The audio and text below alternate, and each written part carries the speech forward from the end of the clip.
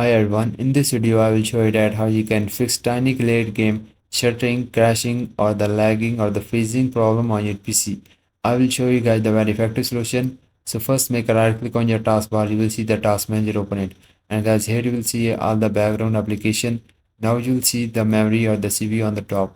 Now if these are above the 90%, then this means this is the danger symbol and you just need to close all the background application that you are seeing on the top, because this application consuming a lot of CPU or RAM on your PC and causing your game crash. So make a right click on all of these, then just click on the end task, then go to the startups on the top, and guys here just disable all the background application, because these applications start automatically when you start your PC and causing a lot of CPU or RAM usage and cause your game crash. So make sure you disable all of these.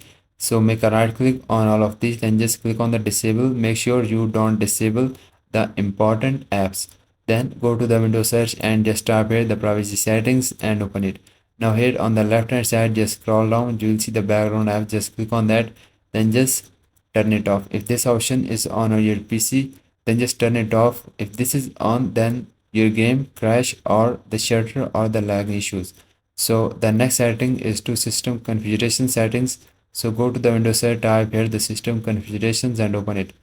Now you will see the boot on the top, click on that, click on the advanced options, then just check this box and just select here the maximum number of processors you have. If you have the 4, 8, 16 or the any value, then just select it.